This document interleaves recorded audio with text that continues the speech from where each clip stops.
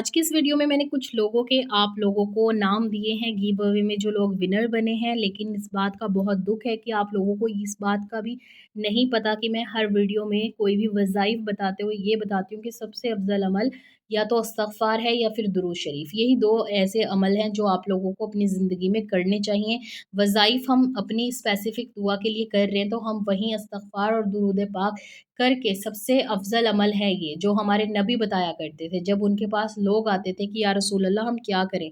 हमारे ऊपर गम है, हम परेशान हैं, हमारी मुश्किल आ गई या हमारे औलाद नहीं हो रही, मेरा शौहर मुझसे मोहब्बत नहीं करता, या कुछ भी होता था। तो अल्लाह के नबी सल्लल्लाहु अलैहि वसल्लम यही बताया करते थे कि आप इस्तिग़फ़ार पढ़ें या फिर दुरूद पाक पढ़ें। और आपको ये भी नहीं पता कि मैंने टोटल आज तक कितने चैलेंज दिए। ख़ैर फिर भी अब आप देख लेना, जितने लोगों ने मेरी वीडियोज़ को देखकर सही आंसर्स किए हैं, उन विनर्स के नेम मैंने इस वीडियो के एंड में दिए हैं। आज मैं आप लोगों के साथ इस्तिग़फ़ार की एक मिरेकल स्टोरी शेयर करने जा रही हूँ। आई होप कि आपको इससे मोटिवेशन मिलेगी, ख़ासकर उन लोगों को जिन्होंने रिलेशनशिप सिर्फ़ अल्लाह ताला के लिए ख़त्म की है। जैसे नशे करने के बाद उसका साइड इफ़ेक्ट्स होता है, वैसे ही किसी के साथ हराम ताल्लुक़ रखकर, हराम रिलेशनशिप्स में रहकर, उसे मोहब्बत का नाम देकर उसके भी साइड इफ़ेक्ट्स आपकी लाइफ़ में होते हैं। और आप खुद देखते हैं कि लोग कितने ज़्यादा परेशान हैं।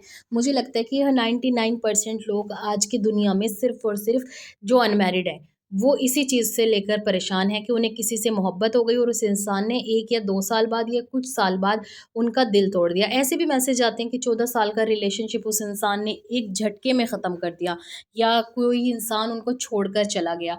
बहुत सारे कमेंट्स आते हैं, और एक कमेंट ये भी आया था कि मैंने अल्लाह की रज़ा के लिए उस इंसान को छोड़ा था, तो वो इंसान वापस आया ही नहीं।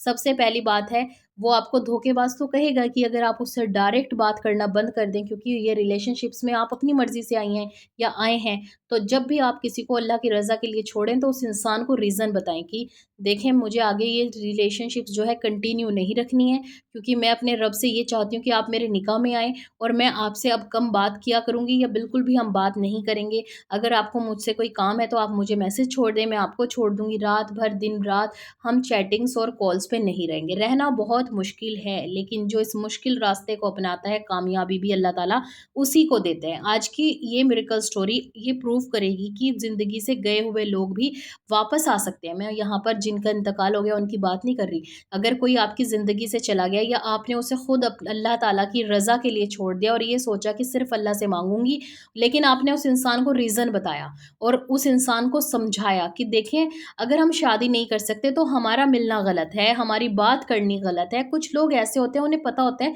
सामने वाला मुँह पे कह रहा होता है कि मैं तुम्हारे साथ शादी नहीं कर सकता, अगर तुम्हें मेरे साथ रिलेशनशिप में रहना है तो तुम ऐसे रह लो। और वो लड़कियाँ रेडी होती हैं ये करने के लिए भी, इस उम्मीद में कि शायद वो कल मान जाए, शायद वो कल मान जाए, और वो कल कभी नहीं आती। फिर वो डायरेक्ट निकाह करके या एंगेजमेंट करके आप लोगों के सर पे बॉम्ब फोड़ देते हैं कि अब मेरा निकाह हो गया, अब मेरी एंगेजमेंट हो गई, अब मेरी शादी हो गई।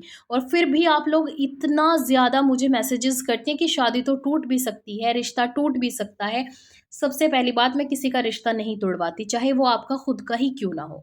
मैं ऐसी कोई दुआ नहीं बताती जिससे किसी का रिश्ता टूटे। इसका भी सबसे बड़ा अज़ाब है कि अगर आप किसी का रिश्ता तुड़वाते हैं या किसी की शादी को तोड़ते हैं। तो मैं ऐसा किसी के लिए कोई वज़ीफ़ा नहीं बताऊँगी कि किसी का तलाक हो जाए या किसी की एंगेजमेंट टूट जाए, चाहे वो आप अपने लिए ही क्यों ना पूछ रहे हों। अगर आपके साथ ज़ोर ज़बरदस्ती होती भी है, तो आप अपने पेरेंट्स से बात करें कि मुझे उस इंसान से शादी नहीं करनी। आप खुद अपने अपने लिए स्टैंड लें, आप अपने लिए खुद दुआ करें। मुझसे ऐसा कोई भी वज़ीफ़ा या दुआ मत माँगा करें, ना ही मैं कोई ऐसा गलत जो भी अमल होता है या इल्म होता है नहीं करती, जिसकी वजह से मेरा रब मुझसे नाराज़ हो जाए, मुझसे राज़ी ना हो। मैं यहाँ सिर्फ़ आपको अल्लाह ताला के करीब करने के लिए आई हूँ। आप अल्लाह के जितना करीब होंगे ना, जितना आपका स्ट्रॉन्ग अल्लाह ताला के साथ होगा रिश्ता, उतनी ही आपकी दुआओं में असर होगा। और ये करना बहुत आसान है, सबसे आसान है अपने अल्लाह ताला को मनाना। ये दुनिया कभी आपको माफ़ नहीं करेगी, लेकिन आपका रब आपके इस्तिग़फ़ार करने से आपको माफ़ कर रहा है। सच्ची तौबा अगर आप एक बार कर लें, तो अल्लाह आपको वैसे ही माफ़ कर देता है। एक इस्तिग़फ़ार है ना, अस्तग़फ़िरुल्लाह अल्लज़ी ला इलाहा इल्ला हुवल हय्युल क़य्यूम व अतूबु इलैह।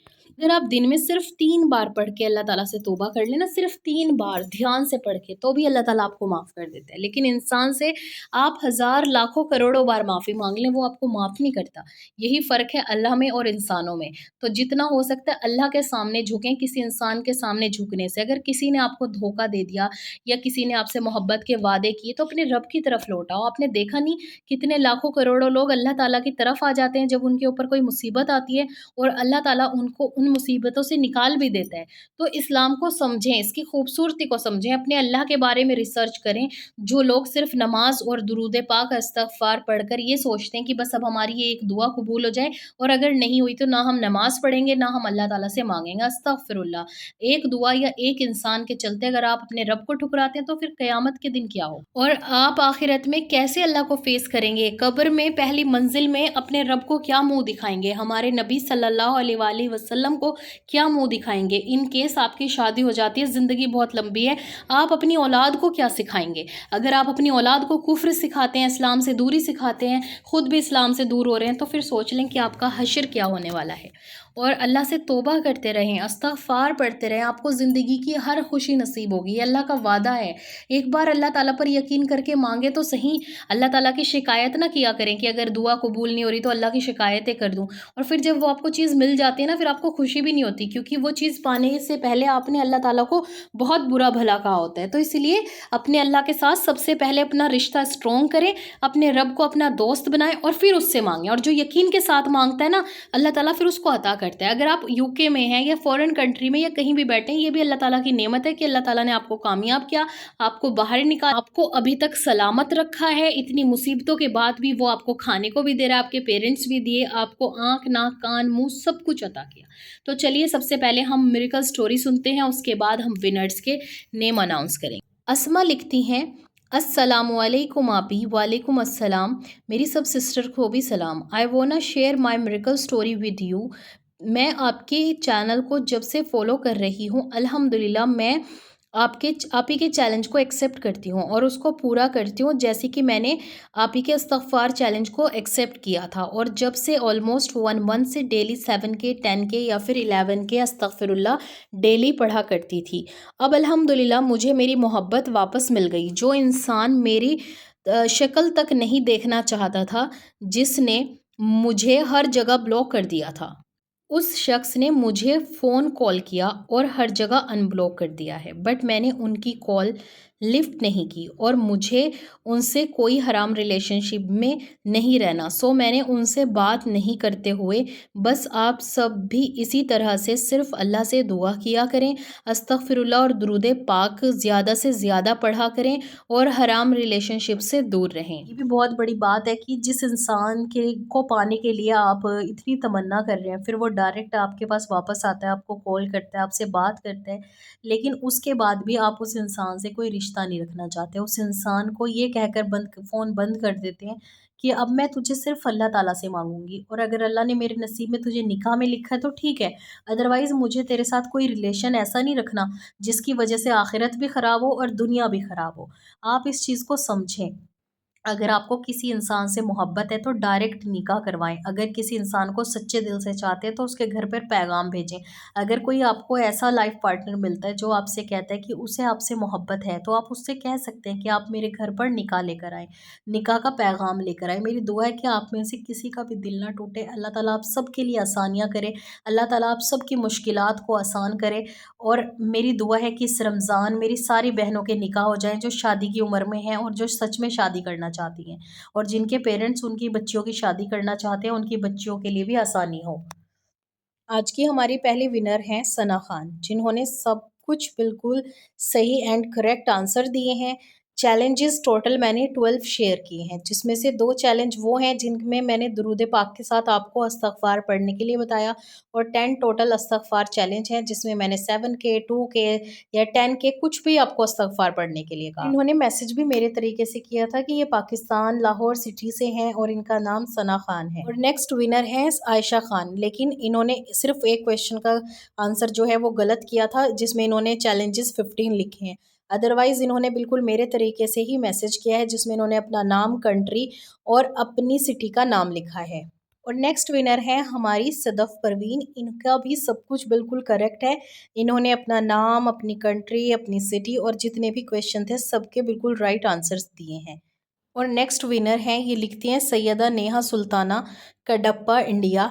ठीक है, इनके भी ऑलमोस्ट सारे क्वेश्चंस के आंसर बिल्कुल सही हैं, बस इन्होंने भी चैलेंज वाले में ही 10 लिखे हैं, तो कोई बात नहीं अगर एक का और एक ही गलत है ना, बाकी इन्होंने बिल्कुल वैसे ही मैसेजेस किया है जैसे मैंने वीडियो में बताया था। तो जिन्होंने मेरे तरीके से आंसर्स दिए हैं, मैंने उन लोगों को ही विनर चूज़ किया है। ऐसे तो क्वेश्चंस बहुत सारे लोगों ने करेक्ट दिए, ना उन्होंने अपना नाम लिखा है, ना अपनी कंट्री का नाम लिखा है और ना ही उन्होंने सिटी का नाम लिखा है। तो जब आपने रूल्स ही फॉलो नहीं किए तो आप लोग विनर्स भी नहीं बन सकते। मैंने सिर्फ़ उन लोगों को विनर्स चूज़ किया है जिन्होंने करेक्ट आंसर्स दिए हैं। और अगर आप भी ऐसे ही गिव अवे में पार्टिसिपेट दोबारा करना चाहते हो तो इंशाल्लाह हम दोबारा करेंगे ताकि ज़्यादा से ज़्यादा लोग उसमें पार्टिसिपेट कर सकें। और मैंने किसी के साथ कोई चीटिंग नहीं की है, जो मुझे जेन्युइन लगे हैं मैंने उनका ही नाम आप लोगों के साथ शेयर किया है। अब आप लोग मुझे डीएम्स करें इंस्टाग्राम पर सेम नेम आईडी से। अब ये ना हो कि विनर्स मैंने किसी और नाम से किए हैं और आप वहाँ पर किसी और तरीके से मुझे डीएम्स कर रहे हैं, किसी और नाम से या किसी और की आईडी से। अपनी आईडी से मुझे वहाँ पर अपने एड्रेस, अपना फ़ोन नंबर, अपना रियल नेम बताएँगे ताकि मैं आप लोगों को आपके गिफ्ट्स कुरियर करवा सकूँ। और जिनका पाकिस्तान से आया है इंशाल्लाह मैं उनकी भी कोशिश करूँगी कि आपको भी कुछ बेस्ट गिफ्ट दे सकूँ और गिफ्ट हैम्पर की आपको वीडियो बना के दे सकूँ।